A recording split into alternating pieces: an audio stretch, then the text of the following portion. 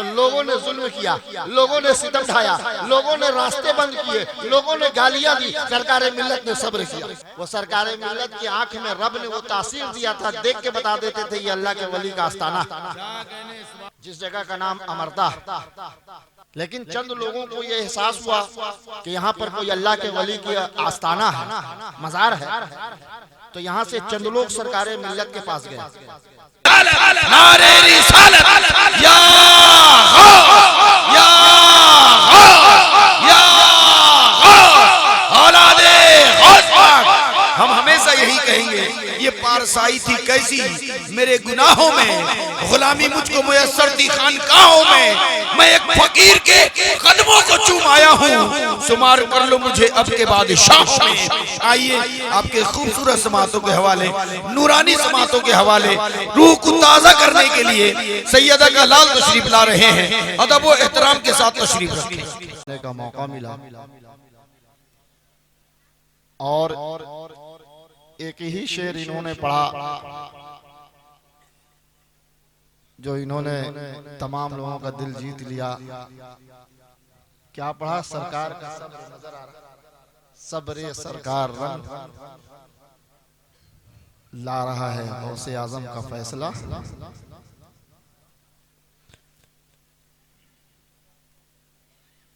मुअज़्ज़ज़ सामीन किराम, आप फख्र करो कि आप ऐसे पीर के मुरीद हो जिनकी शख्सियत पर फख्र को फख्र है।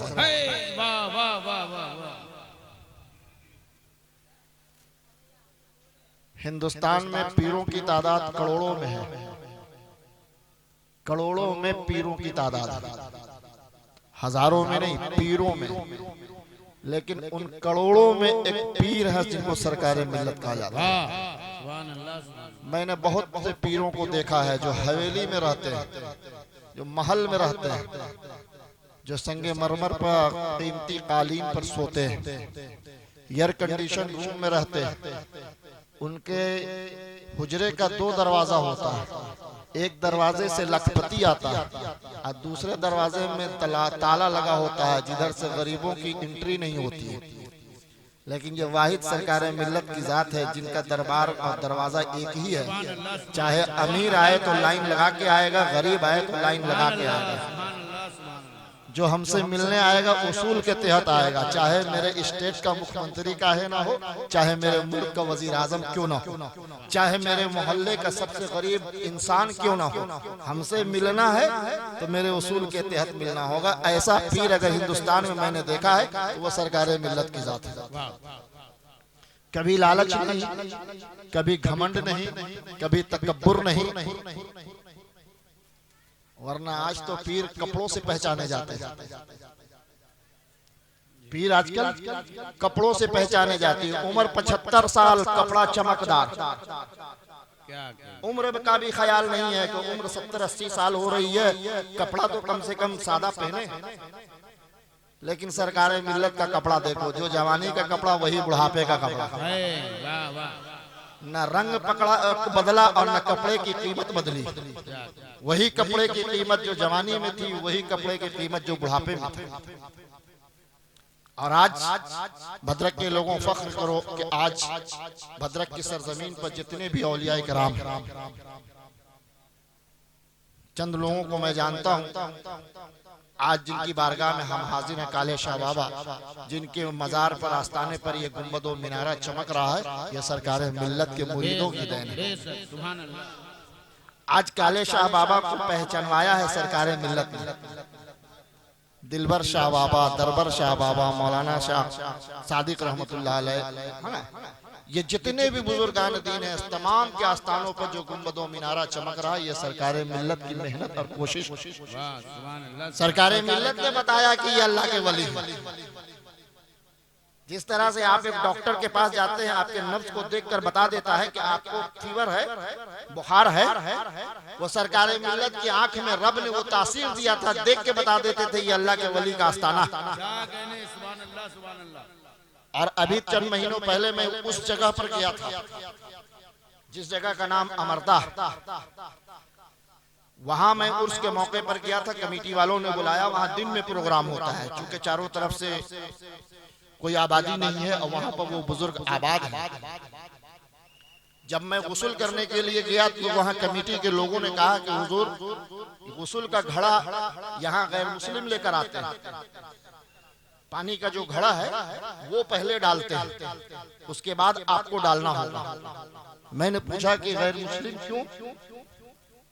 तो बोले कि ये जो बुजुर्ग हैं उनका नाम मेरे जहन से निकल गया है कि ये यहाँ पर पोशीदा थे, जमीन बराबर थी, लेकिन चंद लोगों को ये एहसास हुआ कि यहाँ पर कोई अल्लाह के वली की आस्थाना है, मजार है, तो यहाँ से चंद लोग सरकारे मिल्लत के पास गए कि हम लोगों को एहसास होता है यहाँ पर कोई अल्लाह के वली का आस्थाना है, आप चलकर बता दीजिए। तो एक दो बार सरकारे मिल्लत ने इनकार कर दिया, फिर तीसरी या चौथी बार वो तैयार होकर उस जगह पर गए। तो जैसे आप ये जमीन प्लेन है बराबर, सरकारे मिल्लत ने एक जगह चादर बिछा दिया और कहा कि यहाँ पर खुदाई करो, अल्लाह के वली की मजार इसके अंदर है। सुभान अल्लाह, सुभान अल्लाह। ये वाकया मैंने बहुत ज़माने से सुना, लेकिन जब 2-4 महीना पहले जब उस जगह पर मैं गया तो उन गैर मुस्लिमों को मैंने बुलाया, अब पूरा वाकया को मैंने पूछा, तहकीक किया, सच्चाई क्या है, हकीकत क्या है। तो उन लोगों ने कहा कि सरकार यहाँ पर आए थे और ये जमीन बराबर थी। मैंने कहा कहीं पर मजार का कोई नक्शा, कोई निशानी? बोले कुछ नहीं था, बस यूं ही हम लोगों को ऐसा महसूस होता था कि यहाँ पर कोई अल्लाह के वली की मजार है। हम लोग सरकार जी के पास गए, सरकार जी 2-3 बार मना करने के बाद फिर एक बार राजी हो गए और आकर उन्होंने यहाँ पर चादर बिछाया। तकरीबन 7 फीट, 1-2 फीट नहीं, 7 फीट जब हम लोगों ने गड्ढा किया तो उसके अंदर से एक बनी बनाई मजार निकली। सुभान अल्लाह, सुभान अल्लाह, सुभान अल्लाह। तो सरकार मिल्लत ने मजार को निकाल कर नाम बताया और हम लोगों के जिम्मा कर दिया कि इनकी देख रेख तुम लोगों को करना है। इसीलिए जो गुस्ल के घड़े का पानी है पहले उस आस्थाने पर वो गैर मुस्लिम डालते हैं।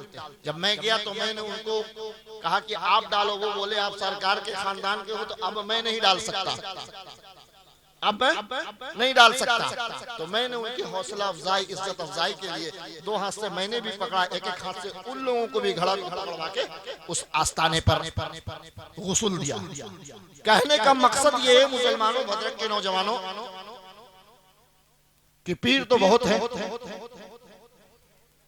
कुछ कपड़े से पहचाने जाते हैं, कुछ नसब से पहचाने जाते हैं, अपने चेहरे के गोरापन से पहचाने जाते हैं, लेकिन सच्चाई यह है कि जो सरकार मिल्लत, जो औलाद गौसे आजम, छोटे सरकार, जो औलाद गौसे आजम जो आपके भद्रक की सरजमीन पर जलवा अफरोज, इन तमाम औलियाए किराम की शान है।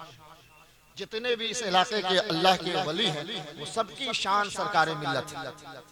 सबों के आस्थाने पे गुंबद बनवा दिया, खुद आसमान के नीचे रहे, खुद सूरज की रोशनी में है, तमाम औलियाए किराम छांव में है और खुद सूरज की रोशनी में है। इन काले शाह बाबा के गुंबदों मीनार को किसने बनवाया? सरकार मिल्लत के मुरीदों ने बनवाया। गलत कह रहे हैं? और भी जितने औलियाए किराम हैं, तमाम वलियों के आस्थाने के ऊपर गुंबदो मीनार जो चमक रहा है, ये सरकार मिल्लत के मुरीदों के पैसों से चमक रहा है। तो सरकार मिल्लत अगर चाहते तो जितना पैसा तमाम औलियाए कामिलीन के गुंबदो मीनार पर लगा, उसका कई गुना वो अपने मजार पर खर्च करवा सकते थे। लेकिन यही तो सच्चाई है, यही तो पहचान है खानदान मुस्तफा की, कि दूसरों को खिला देते हैं, दूसरों को पहना देते हैं, दूसरों को सवार देते हैं, लेकिन अपने संवरने की कोशिश कभी नहीं करते, खुद बनने की कोशिश नहीं करते। ये वो खानदान है, ये वो खानदान है कि जिस पर सब्र भी नाश करे। क्या सुभान अल्लाह, सुभान अल्लाह। हकीकत तो यही है कि मेरे मुस्तफा को लोगों ने पत्थर भी मारा, मेरे नबी को लोगों ने गालियां भी दी हैं, मेरे रसूल के रास्ते में लोगों ने कांटा भी बिछाया है, मेरे रसूल के गर्दन में रस्सियां डालकर जानवरों की तरह घसीटा भी लोगों ने। उसके बाद भी मेरे मुस्तफा ने कभी भी अपने लोगों को, अपने मुखालिफिन को, अपने दुश्मनों को कभी भी बुरा नहीं कहा, दुआओं से नवाजा। सुभान अल्लाह। वहां से सब्र चला, खानदान भी वही चला, सब्र भी वही चला। एक बार शुक्र ने सब्र से पूछा, एक बार शुक्र ने सब्र से पूछा कौन सा खानदान सबसे साबिर है? सब्र ने कहा खानदान मुस्तफा साबिर है। सुभान अल्लाह, सुभान अल्लाह, सुभान अल्लाह। मैंने देखा है कि जितना सब्र इस खानदान वालों ने किया है किसी खानवादे वाले ने किया है, किसी खानदान वालों ने नहीं किया है जितना खानदान मुस्तफा ने सब्र किया। पत्थर खाने के बाद भी सब्र किए, इमाम हुसैन को गर्दन कटाने के बाद भी इमाम हुसैन ने सब्र किया। अपने बच्चों को करबला के मैदान में इमाम हुसैन ने कुर्बान कर दिया। यजीदियों ने सिर्फ इमाम हुसैन के खानदान वालों की गर्दनों को नहीं काटा। सच्चाई तो यह है कि इमाम हुसैन के खानदान वालों के बोटी बोटी कर दिया यजीदियों ने। इमाम हुसैन ने सब्र किया। इमाम हसन को लोगों ने जार दे दिया, फिर भी इमाम हसन ने सब्र किया। मौला अली को लोगों ने मस्जिद में कत्ल कर दिया, शहीद कर दिया, मौला अली ने सब्र किया। और जब सरकार मिल्लत भद्रक की सरजमीन पर आए तो लोगों ने जुल्म किया, लोगों ने सितम ढाया, लोगों ने रास्ते बंद किए, लोगों ने गालियां दी। सरकार मिल्लत ने सब्र किया, सरकार मिल्लत ने सब्र किया। क्यों? अगर सरकार मिल्लत हाथ उठा देते तो गालियां देने वाले का मुंह बंद हो जाता, जिंदगी भर बोल नहीं पाते। सरकार मिल्लत हाथ उठा देते तो सरकार मिल्लत का रास्ता रोकने वाले का खुद का रास्ता रुक जाता। लेकिन सरकार को मालूम था कि हमें ये आज गालियां दे रहे, कल ये हमें दुआएं देंगे। आज ये हमारा रास्ता रोक रहे, कल ये हमारे रास्ते पर आ जाएंगे। कल ये हमें बुरा कहते थे, आज हमारे नाम का ये नारा लगाएंगे। ये सरकार मिल्लत की तालीम और तरबियत उनके मुरीदों की। 23 जनवरी को मैं इसी भद्रक के सरजमीन पर था, मुश्ताक जवान साहब की निगाहत में था। कौन से मोहल्ले में था मैं नहीं मालूम, मुझे मालूम हुआ थाना टोला में। मुझे मालूम हुआ कि 24 जनवरी को यहाँ के लोग ब्लड डोनेशन करते, खून देते। किसके लिए? अपने लिए नहीं, भाई के लिए नहीं, बहन के लिए नहीं, रिश्तेदारों के लिए नहीं। किसके लिए? इंसानों के लिए। किसके लिए खून देते हैं? इंसानों के लिए, मुसलमानों के लिए नहीं। जिसको जरूरत पड़ जाए, चाहे वो मुसलमान हो उसको दिया जाएगा, चाहे हिंदू हो उसको दिया जाएगा, चाहे पारसी हो उसको दिया जाएगा, चाहे यहूदी हो उसको दिया जाए। जिसको खून की जरूरत होगी उसको दिया जाएगा। खून देने वाला सरकार मिल्लत का मुरीदीन है, उनके मानने और उनके चाहने वाले। खून लेने वाला सरकार का मानने वाला नहीं है, देने वाला सरकार का मानने वाला। मालूम हुआ कि छोटे सरकार ने कहा कि मदरसे तो बहुत खोलते हैं लोग, खानकाहें तो बहुत खोलते हैं लोग, हॉस्पिटल तो बहुत खोलते हैं लोग, लाइब्रेरियां तो बहुत खोलते हैं लोग, स्कूल तो बहुत खोलते हैं लोग, कॉलेज तो बहुत खोलते हैं लोग। लेकिन हम एक ऐसी इजाद कर दे, हम अपना बदन का खून देकर अपने बच्चों को तालीम दे दे कि तुम्हें स्कूल खोलो चाहे मत खोलो, तुम गरीबों के लिए अपना खून दे दो ताकि एक गरीब की जिंदगी बच जाए। सरकार मिल्लत ने पहला खून दिया। नारे रिसालत, नारे रिसालत, औलादे गौस पाक। सरकार मिल्लत ने सबसे पहले अपना खून दिया। वो खुशनसीब कौन था? देने वाले का पता चल गया कि खून सरकार मिल्लत का जा रहा है, छोटे सरकार का खून जा रहा है। गया किसको? किसी को नहीं पता चला। अगर पता चल जाता तो मेरा पैर बाद में चुमाता, उसका पहले चुमाता। ये पोशीदा रह गया। तब मुझे मालूम हुआ कि 24 जनवरी को पूरे शहर में सफाई होती है। सुभान अल्लाह, सुभान। मैंने पता किया हिंदुस्तान के अंदर कोई ऐसे पीर हैं या हिंदुस्तान के अंदर ऐसे पीर के मुरीदीन हैं जो साल में एक दिन मुकर्रर करके रखे हो कि हम पूरे शहर की सफाई करेंगे। मैंने पता किया कोई ऐसे पीर के मुरीदीन न मिले जिन्होंने 365 दिन में एक दिन मुकर्रर करके रखा है कि आज के दिन पूरे शहर को हम साफ करेंगे। नगर पालिका के कर्मचारी, म्युनिसिपैलिटी के कर्मचारी आज आराम करेंगे, पूरे शहर की सफाई हम लोग करेंगे। पता चला तो मालूम हुआ कि सरकार मिल्लत ने अपने मुरीदों को तालीम दी है कि 24 जनवरी को पूरा भद्रक शहर साफ म्युनिसिपैलिटी का कर्मचारी नहीं करेगा, नगर पालिका का मुलाजिम नहीं करेगा, सरकार मिल्लत का मुरीदीन चाहने वाला, मोहब्बत करने वाला करेगा। और जब सुबह हुई जब मैं जलसा खत्म करके 3 बजे लौट रहा था, रास्ते में देखा कि नौजवान झाड़ू लगा रहे हैं, कुछ नौजवान कचरा उठा रहे हैं। मुझे मैंने पता किया ये कौन लोग हैं, तो लोगों ने कहा कि इसमें डॉक्टर भी है, इसमें इंजीनियर भी है, इसमें चार्टर्ड अकाउंटेंट भी है, इसमें मजदूर भी है, इसमें रिक्शा चलाने वाले भी है, इसमें मछली बेचने वाले भी है, इसमें सब्जी बेचने वाले भी है, इसमें बड़े बड़े ताजिरान भी है। ये सारे लोग कचरा उठा रहे हैं। ताज्जुब हैरत तो यह है कि वो चार्टर्ड अकाउंटेंट जो अपने घर की सफाई करने के लिए 10 बंदे को रखता है, वो डॉक्टर जो अपने हॉस्पिटल की सफाई के लिए 4-5 कर्मचारी रखता है, वो इंजीनियर जो अपने घर की सफाई के लिए दाई और नौकरों को रखता है, और वही डॉक्टर आज सड़कों पे झाड़ू लगा रहा है, वही इंजीनियर आज सड़कों पर से कचरा उठा रहा है, वही का नाम है चार्टर्ड अकाउंटेंट गंदगी को उठा रहा है। अब पता क्या चला कि सरकार मिल्लत और छोटे सरकार ने अपने मुरीदों को यह तालीम दिया है कि तुम डॉक्टर बन गए, घमंड तुम्हारे अंदर आ जाएगा, तुम इंजीनियर बन गए, घमंड तुम्हारे अंदर आ जाएगा, तुम बहुत बड़े ताजिर हो गए, घमंड तुम्हारे अंदर आ जाएगा। तो साल में एक दिन तुम कचरा फेंक कर उस घमंड को अपने करीब ना लो, ताकि तुम्हारे अंदर कोई तकब्बुर ना आए, कोई घमंड ना आए। एक दिन झाड़ू लगाकर खाकसारी और म्युनिसिपैलिटी के कर्मचारी के बराबर अपने आप को कर लो। हकीकत यही है। अल्लाह अकबर, या रसूल अल्लाह, या रसूल अल्लाह।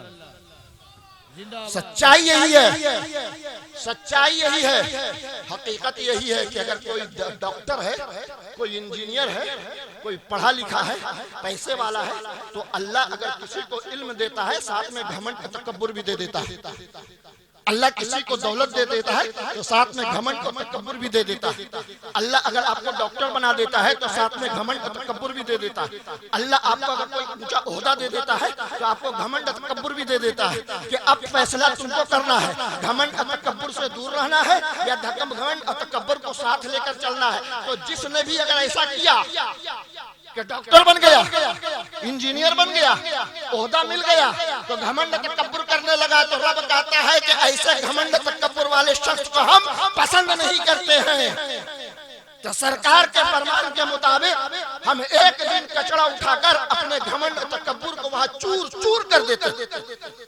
हम डॉक्टर हैं जरूर, लेकिन हम इंसानियत के दुश्मन नहीं, हम सफाई करेंगे ताकि दुनिया मेरी मिसाल देखे। डॉक्टर भी झाड़ू लगाता है, इंजीनियर भी झाड़ू लगाता है, ताजिर भी झाड़ू लगाता है। तो मेरे दोस्तों, अब जब 24 जनवरी को मैं सरकार के रोजे पर गया तो ब्लड डोनेशन कैंप लगा हुआ था। उस ब्लड डोनेशन कैंप में मैं चला गया। वहां जो लोग भी कारकुनान थे, कमेटी के लोग थे, मैंने अपना हाथ बढ़ा दिया, मैं भी खून देने आया,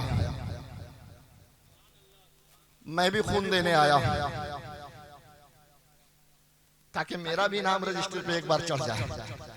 छोटे सरकार ने एक बार दिया, मैं भी एक ही बार देने आया। गुलामों का जवाब सुना, गुलामों का जवाब सुना। गुलामों ने कहा, सरकार आपके आबाओ अजदाद ने जान देकर इस्लाम को बचाया है, आपके आबाओ अजदाद ने जान देकर, कुर्बानियां देकर, शहादतें देकर इस्लाम को बचाया है। आपके गुलाम खून देकर इंसान को बचा रहे हैं, अब आपको खून देने की जरूरत नहीं है। जैसे मुरीद की तालीम होगी, बात भी उसी तरह होगी। यकीनन ये सरकार मिल्लत की तरबियत है, जिसकी परवरदा आप हैं। कि इन बुजुर्गों को तो आपने देखा नहीं, काले शाह बाबा और जितने उड़ीसा में हैं, बालेश्वर में हैं, भद्रक में हैं, बुजुर्गों को देखा नहीं, लेकिन इनकी पहचान सरकार मिल्लत ने कराया है। और सरकार मिल्लत को देखकर हमने ये सीखा कि बुजुर्गों के आस्थाने पर जाने के आदाब क्या कहने, बुजुर्गों के आस्थाने पर जाने का तरीका क्या। इन बुजुर्गों के आस्थाने पर कव्वालियां होती थी। सरकार मिल्लत ने कहा कि कव्वाली करा के खुद को गुनाह में क्यों डुबो रहे हो।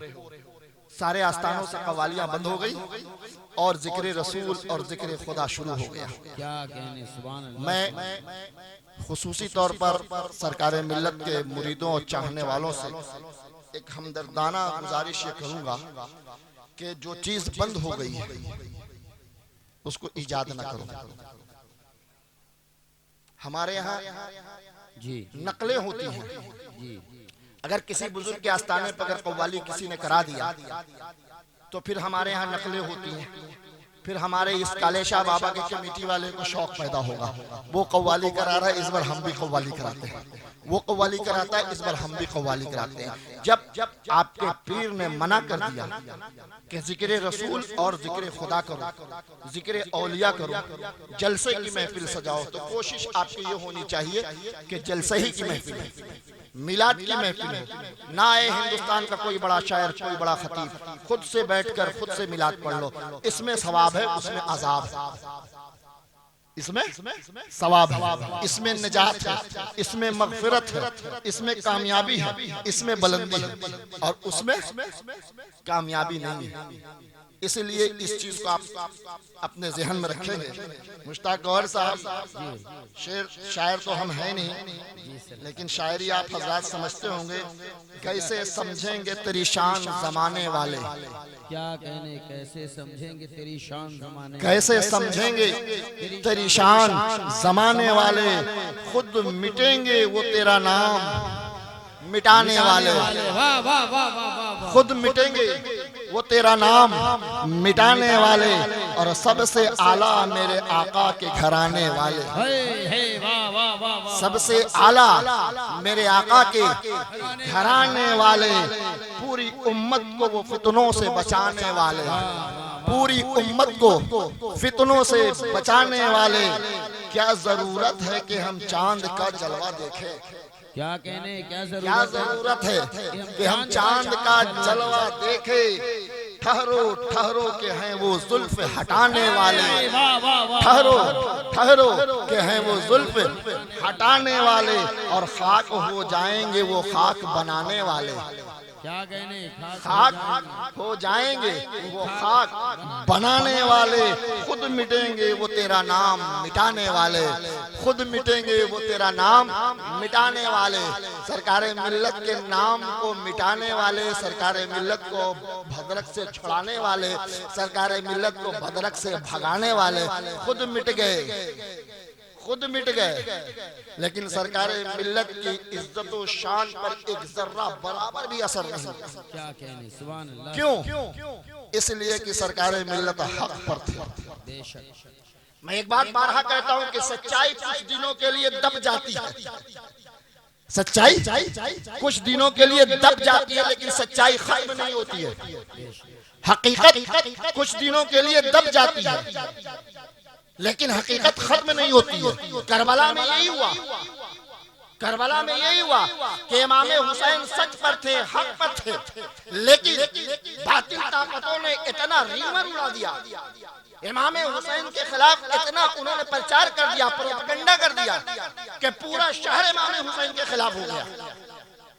अब पूरा शहर मिलकर इमाम हुसैन के खानदान वाले को खत्म कर दिया। लेकिन इमाम हुसैन का सब्र देखो, ये माफ करने वाला खानदान है, ये माफ करने वाला खानदान है, ये दरगुजर करने वाला खानदान है।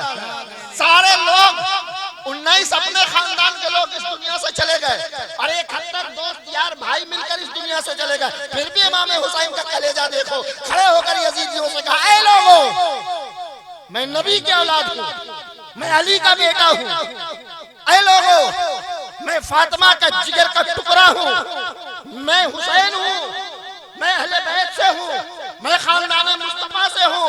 अगर अब भी मेरी बात मान लोगे तो अकबर के कातिल को भी हम माफ कर देंगे, अगर अब भी मेरी बात मान लोगे तो अस्कर के कातिल को माफ कर देंगे, अगर अब भी मेरी बात मान लोगे तो हम जो है तमाम 19 अपने खून के रिश्तेदार और दोस्त यार मिलाकर 71 के गुनाहों को हम तुम्हारे माफ करवा देंगे, और रब के सामने तुम्हारे लिए बख्शिश के लिए हम इल्तिजा कर देंगे। सुभान अल्लाह। है ऐसा कलेजा रखने वाला इस दुनिया में कोई, जिसके घर को 19 बच्चे को कत्ल कर दिया जाए और हर उम्र के बच्चे को शहीद किया गया? 6 महीना से लेकर के 55 साल के लोगों को कत्ल किया गया। किसी की गर्दनें काटी गई, किसी के सीने को चीरा गया, किसी के बाजू को काटा गया, किसी के पैर को काटा गया, किसी के जिस्म के कई टुकड़े कर दिए गए। ये इमाम हुसैन की आंख थी, ये इमाम हुसैन की आंख थी, जो देख कर इमाम हुसैन सब्र करते रहे, लेकिन आंखों से एक कतरा आंसू नहीं गिराया। तो ये वो माफ करने वाला खानदान है। सरकार मिल्लत में जिन लोगों ने जुल्म किया, जिन लोगों ने सितम ढाया, सरकार मिल्लत भी अगर चाहते तो इमाम हुसैन का वास्ता दे देते, मौला अली का वास्ता दे देते, अपने नबी का वास्ता दे देते, फातिमा ज़हरा का वास्ता दे देते, गौसे आज़म का वास्ता दे देते। सरकार मिल्लत का जो आजकल चाहते तो सैयदना पाक का वास्ता दे देते।